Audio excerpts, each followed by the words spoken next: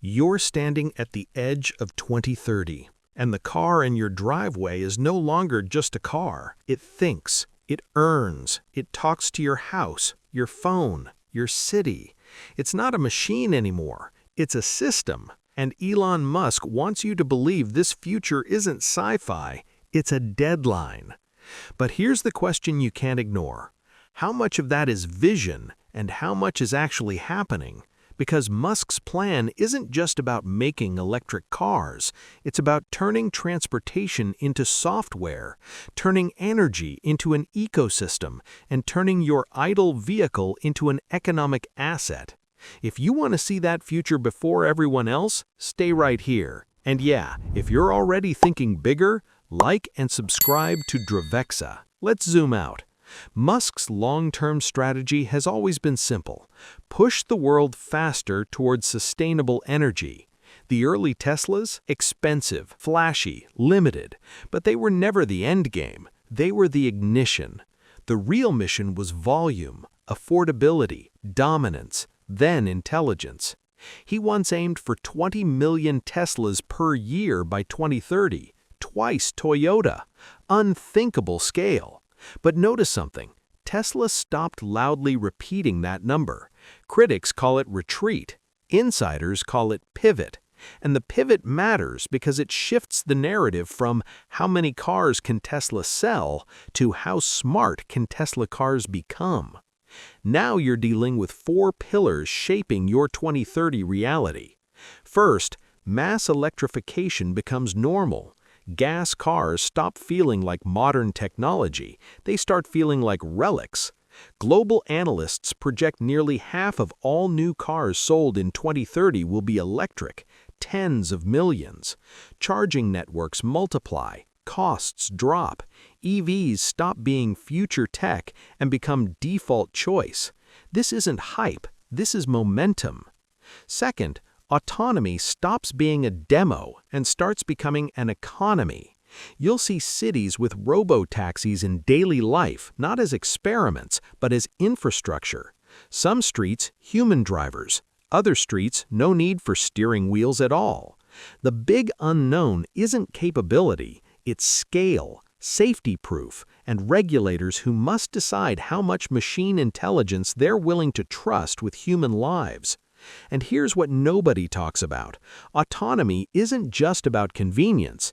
It's about who controls urban mobility revenue. That's a multi-trillion-dollar fight. Third, cars stop being vehicles and become devices. Software updates transform performance overnight. AI watches how you drive, learns, evolves, monetizes data. Your car won't just move you, it will negotiate with traffic, predict failures, personalize behavior, and if Elon Musk gets his way, turn into a self-driving worker that earns while you sleep. Like the idea of your car paying its own bills? Good, because that's the real economic vision behind autonomy. Fourth, energy integration. Your car becomes part of your grid, your home, your power bill. Park it in your garage and it doesn't stop working. It stabilizes energy demand, stores excess solar, sells electricity back when prices spike. Suddenly, transportation merges with energy. Your driveway becomes infrastructure. Sounds clean? Sounds inevitable. But here's the truth nobody wants to say out loud. Every piece of this depends on brutal, real-world battles. Battery costs, charging expansion, laws rewritten from scratch, public trust earned the hard way, companies collapsing, others exploding forward. The winners of 2030 aren't just building cars, they're building entire ecosystems and betting their survival on getting there first. So what does your world look like in 2030? You don't just buy a car, you join a platform. You don't just drive, you participate in an autonomous network. And if Musk is right, ownership, mobility, and energy will merge into one seamless, intelligent system wrapped around you. The only real question left is simple. Are we racing toward that future or chasing a dream that arrives later than promised? You've heard the promise, the affordable electric car that changes everything. Not someday, not eventually, but this decade. And Elon Musk is betting big that by the time you hit 2030, price will no longer be the reason people avoid EVs. The question is, can he actually pull it off? Because Musk's most aggressive play isn't a spaceship idea. It's a $25,000 Tesla. Compact, efficient, built on a next-gen platform that cuts the cost of manufacturing almost in half. Not by magic, not by hype, by ripping apart the way cars are built and rebuilding the process from zero. Fewer parts, massive structural castings instead of thousands of little components. Drive motors designed to cost around $1,000 each. New battery formats that squeeze more power into less material. Smaller factories that produce more cars faster. It's industrial brutality disguised as innovation, and if it works, you get an EV that competes with gasoline cars on price without subsidies. That's not evolutionary, that's disruptive warfare. But here's what nobody wants to admit. Musk once promised 20 million Teslas per year by 2030. Reality hit back. Growth slowed. Competition from China exploded. Margins tightened. And quietly, that 20 million dream disappeared from Tesla's official reports. So now you're left with scenarios, not guarantees. In the best case, the 25K Tesla explodes in demand and volume surges again. In the moderate case, Tesla stays powerful but shares the future with equally aggressive rivals. In the worst case, Tesla loses ground while the EV transition continues without it. But electrification is only the first punch. The second punch is far more dangerous: autonomy. Musk doesn't just see a car, he sees a robot on 4 wheels, a machine that perceives, decides, and navigates the physical world using AI, vision, and insane amounts of training data. Hardware capable of full self-driving baked into almost every car. Software updates slowly unlocking more power, and eventually some of those cars stop being personal vehicles and start being workers. Your car doesn't sit parked 95% of the time anymore. It becomes a Robotaxi. It earns, it moves, it joins a network. Suddenly, transportation isn't just transportation, it's a revenue stream. And Tesla doesn't just sell cars, it takes a cut of every ride. Overnight, Tesla stops being just a car company and becomes something closer to Uber, Google, and Apple fused into one mobility platform. That's why Musk cares so much. That's why he keeps pushing autonomy even when critics roll their eyes.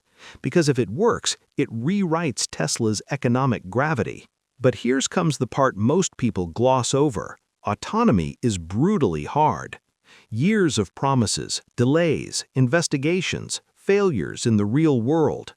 Even the companies leading autonomy today are locking their services inside controlled cities, geo-fenced zones, heavily regulated conditions.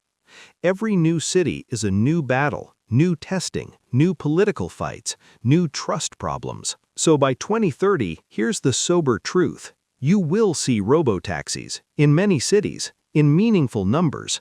They'll be real, not demos. They'll change urban life, but they won't be everywhere.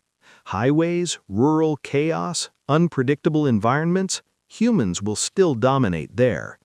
Driver assist systems will get smarter, safer, more common, but full steering wheel-free autonomy everywhere on Earth? That's not 2030, that's beyond it. Yet something more interesting happens instead: a split world. Some cities run fleets of silent robot workers. Other places still rely on human control. And you live through the transition. Electrification makes EVs normal. Autonomy turns cars into software platforms, and your relationship with mobility changes forever. The future isn't waiting for permission, it's already building itself. So ask yourself, do you want to react to that future or understand it before the world catches up? If you want clarity instead of noise, vision instead of headlines, and analysis that keeps you ahead of the curve, like and subscribe to Dravexa. The next chapter of the car isn't just coming, it's forming right now, and you're watching it happen in real time. You don't drive a car anymore. You operate a computer that moves at 120 kilometers an hour. And by 2030, that computer won't just respond to you, it will think with you. Right now, Teslas already behave like smartphones on wheels. Updates roll in overnight. Features change without you touching a dealership. You don't just own hardware, you own evolving intelligence. But here's what nobody is ready for. That's only level 1.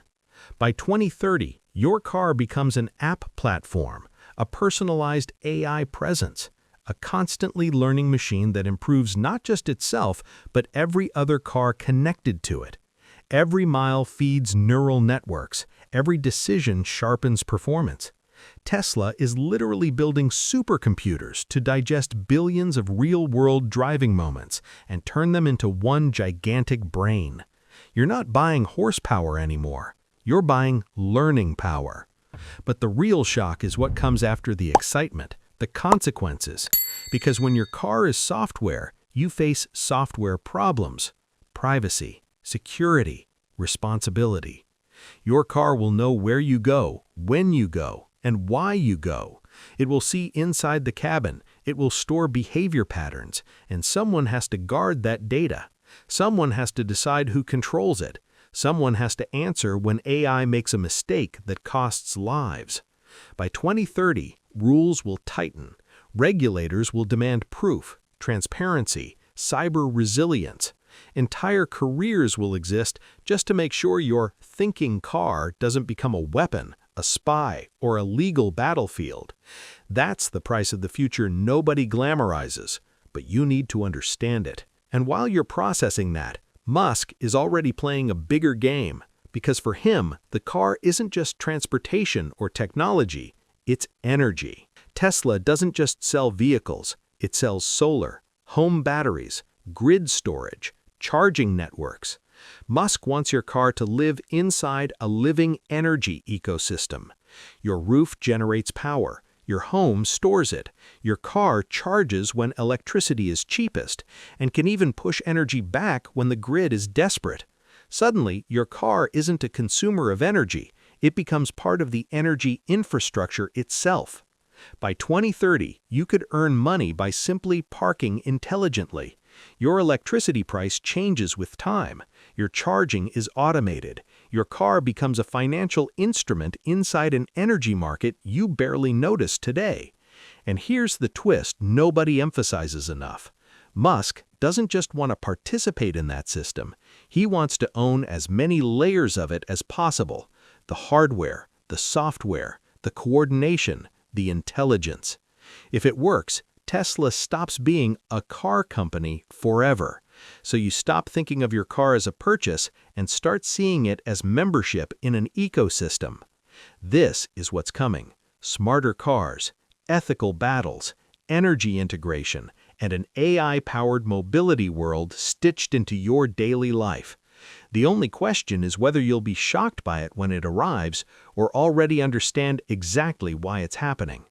If you'd rather be ahead than surprised, if you want clarity instead of noise, like and subscribe to Dravexa. The road to 2030 isn't futuristic anymore. It's already being built under your feet. So now you step back, you breathe, and you ask the only question that matters: how real is Elon Musk's 2030 world, and how much of it is still a dream? Start with electrification. That part, locked in. Not optimism, not hype. Independent forecasts point toward EVs going mainstream whether Tesla dominates or not. The world already pivoted. Oil lost the narrative. Governments committed. Automakers retooled. The only unknown is speed and market winners, not direction. Electrification is inevitable. The future already voted. Affordable EVs? More complicated. Batteries are cheaper than they've ever been. Factories are smarter. Platforms are evolving. But reality bites. Material prices spike. Tariffs move like political earthquakes. Cost-cutting risks quality. So yes, a truly affordable EV world is coming, but not without scars, not without delays, not without brutal competition. Still, by 2030, you'll likely see EVs priced like gasoline cars, and in many places cheaper when you factor fuel and maintenance. The shift hurts before it pays off, but it pays off. Autonomy? This is where fantasy meets friction. The tech is extraordinary, the progress is real, but the road is unforgiving. Infinite edge cases, regulators demanding near perfection, memories of crashes that won't fade. Robotaxis will exist. They'll run in real cities. They'll change urban transportation in places that approve them. But everywhere, fully steering wheel-free lives? Not by 2030. Expect a split world. Automated zones, human chaos. Software and AI? That future is basically guaranteed. Cars are already evolving into software-first machines. Updates, personalization, intelligence layered over hardware. By 2030, the automakers who treat cars like computers will dominate the ones who still think in metal and rubber. The question isn't, can it happen? It's who owns the experience, who owns the data, who controls the ecosystem. That's where the battle lies. Energy integration? Very real in advanced markets, where grids are modern, where renewables are strong, where policy and infrastructure work together instead of fighting. Smart charging becomes normal. Your electricity price isn't just a bill, it's a strategy. Some cars send power back to the grid, others simply charge intelligently. It won't happen everywhere at once, but where it does, the car stops being just transportation. It becomes infrastructure. So what does all this actually mean for you? If you're a beginner thinking about EVs, stop drowning in buzzwords. Focus on reality. Look at total cost of ownership, fuel versus electricity, maintenance versus breakdowns, incentives versus myths. Think about your charging life. Can you plug in at home? Work? How often do you really drive long distances? And treat autonomy as extra, not a promise. You don't need robotaxis to justify an EV. You just need value. If you're a student, this isn't just a future story, it's a career map. Batteries, AI, energy systems, human-machine interaction, policy. The next decade belongs to people who understand that cars are no longer cars. They are platforms of power, data, intelligence, and infrastructure converging into one industry.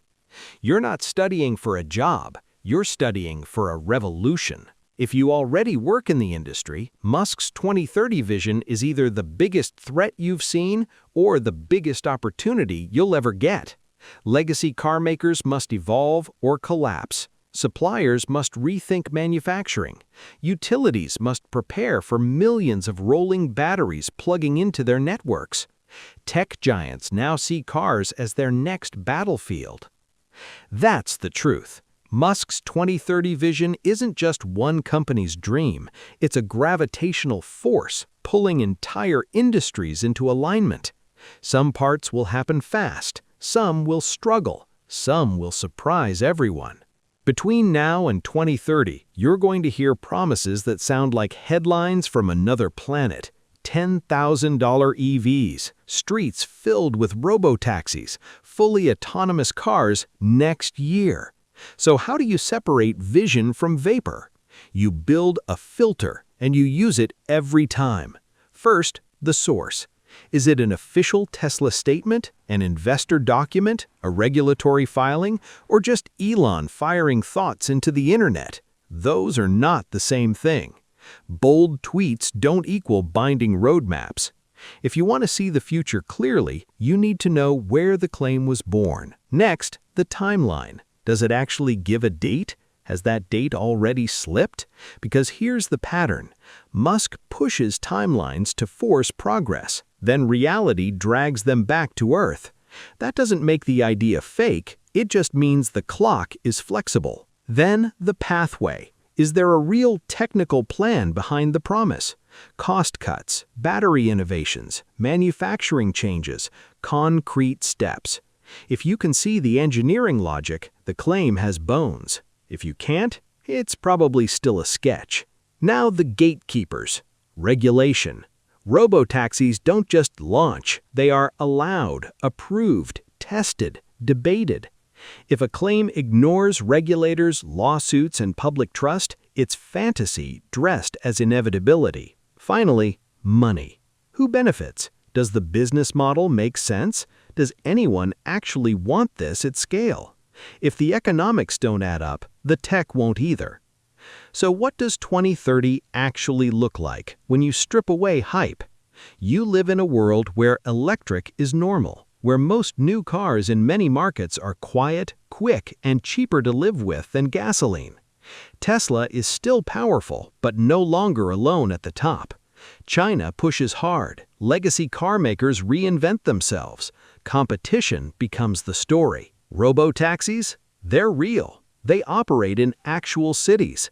Tesla, Waymo, Baidu, others. But they don't replace human drivers everywhere. Instead, you get a split world, automated cities in some regions, human chaos in others. Your car behaves like a connected device. It updates, it learns, it talks to your phone, your home, maybe even the grid. Charging becomes intelligent. Electricity pricing becomes strategy. Some cars even give power back, and suddenly regulation matters more than ever. Privacy, safety, jobs, public trust. You'll hear those debates louder than engine noise ever was. So what's left when the dust settles? A car that isn't just a car, a machine shaped by Musk's vision, even if Musk didn't control every outcome. Electric, connected, software first, smarter every year, closer to a rolling robot than anything your parents called a vehicle. And here's the final truth you need to hold on to. Musk's 2030 vision is both inspiration and warning. It proves ambition can bend entire industries. It also proves timing is fragile when you're rewriting reality at industrial scale. But ignore it, you fall behind. Because by the time you reach 2030, the car won't just move you, it will live inside your digital life, your energy system, your city's infrastructure, your economy. Mobility, computing, power, merged. So the only question left is simple. Will you be surprised by that world or prepared for it? If you want to stay ahead instead of playing catch-up, if you want to see the road before everyone else does, like and subscribe to Dravexa. The future isn't waiting, and neither should you.